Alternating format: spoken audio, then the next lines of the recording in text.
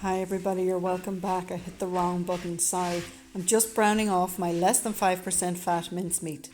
So you can hear it's actually starting to crackle a little bit, and that's the point you want to get it. Almost, you think you're burning your pan until it's slightly crackling there. Now I'm going to add a heap of spices here. If you don't have all these spices in your press, you can totally go out and buy, the shop bought packets like this, fajita seasoning. It's already done for you. Or you can buy like some of these kind of old El Paso type of fajita mix or taco mix. But I just wanted to show you how to make it from scratch. So I'm using here, I have a whole heap of spices. I have a tablespoon of onion salt, tablespoon of garlic salt. I have a tablespoon of, half a tablespoon of chili powder, a tablespoon of ground coriander, two tablespoons of smoked paprika, and I put the only little bit of oregano I had. If I had a tablespoon, I would have put a tablespoon in there.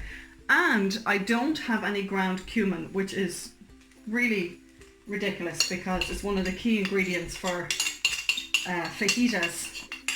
So pretend there's ground cumin in there as well. But as I always say in these cooking videos, it'll be grand. It doesn't really matter, it'll still taste great. So I'm just going to turn the heat down there and let those spices cook a little bit before I start adding all my vegetables to it. The smell, I love the smell of smoked paprika. It's a big difference between the normal paprika and smoked paprika. I'm finding it hard to say that today. Now I've chopped up my onions as well into like this way. I've chopped them, not too small, but into like, I don't know what you call those, like finger, I can't remember, is it julienne I think you call it, just into slits, so they'll break down nicely in here, but they won't disappear, you'll still see them. So I'll just give that another stir and add in my onions, and I'm just going to let my onions cook in there. If you feel your pan is sticking a little bit, which mine is now slightly, just add a tiny drop of water, and that'll prevent it from burning, but it won't take away from that nice dry texture. So I'm going to do this now for about 3 or 4 minutes. Let the onions cook down. This is really nicely caramelized now, the onions. You can see that they're starting to go soft and a nice golden color. So I'm going to add the rest of my vegetables. I have chopped up here 2 red peppers, because they're the nicest, I think, a green pepper and a yellow pepper, and I have a punnet of mushrooms, and I have sliced those as well. Now, here's the thing, guys. If you are really busy and you don't have time to chop vegetables, because you can buy them all ready chopped and frozen in a supermarket, go for it. Honestly, whatever makes your life easy, no judgments here. I do draw the line at the pre-packed chopped mushrooms. I just don't like them. I think there's a very distinctive, different kind of flavor. So I'm just going to cook this down for another few minutes, and then I'll show you my last ingredient, and then I'll show you what the next step is. Okay.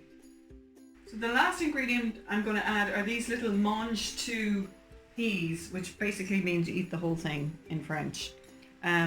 You could either use these or sugar snap peas, which are a little bit fuller, but because I'm going to make fajitas later, I find these are better because they're flatter. Now look, in here, literally the peppers and the mushrooms are just warmed through. You don't want a soggy pile of veg in there. So you're really not cooking them for very long.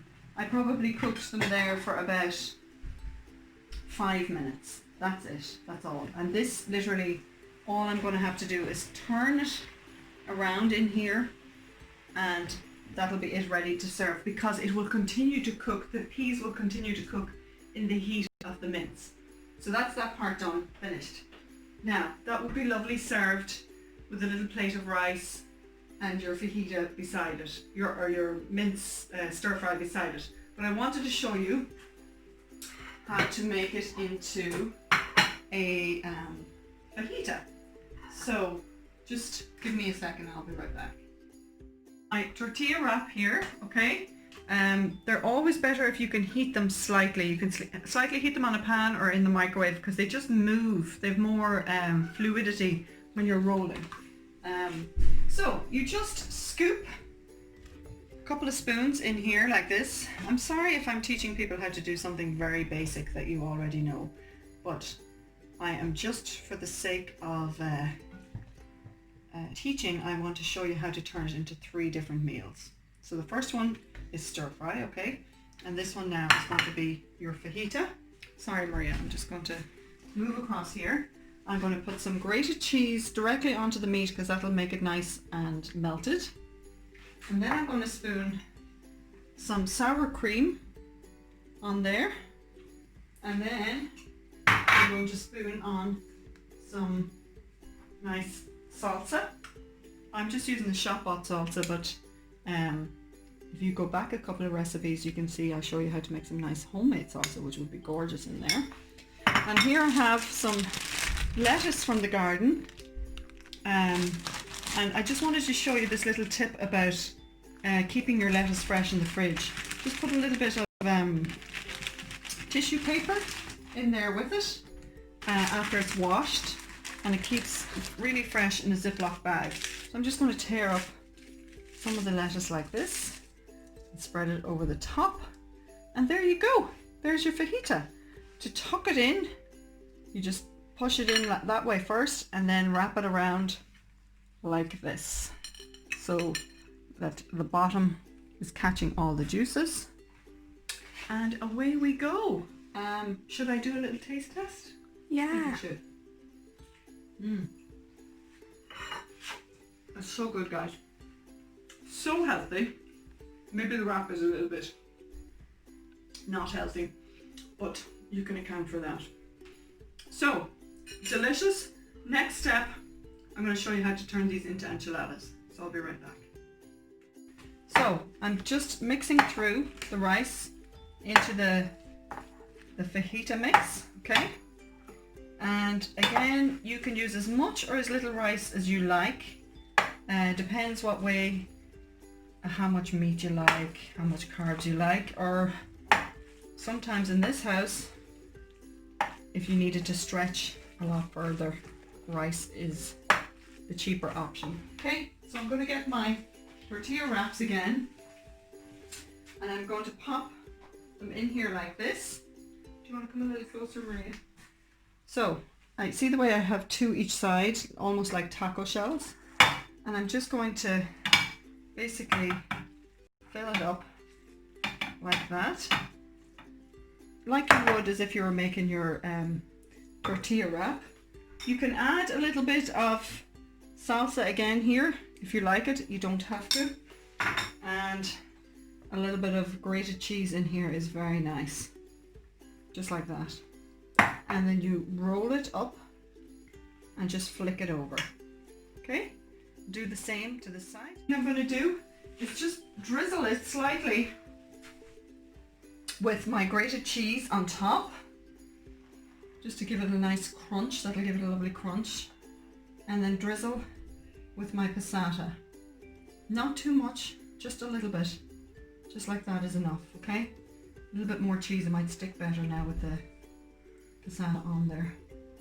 And pop it into the oven about 180, 190 for about 20 minutes. That's all you need, because your meat is all ready. If you're cooking it from leftovers and it's cold, maybe give it a little bit longer. And I'll show you what it's like when it's finished. Does that not look absolutely delicious, guys? For watching again today. I hope to see you all again soon. God bless.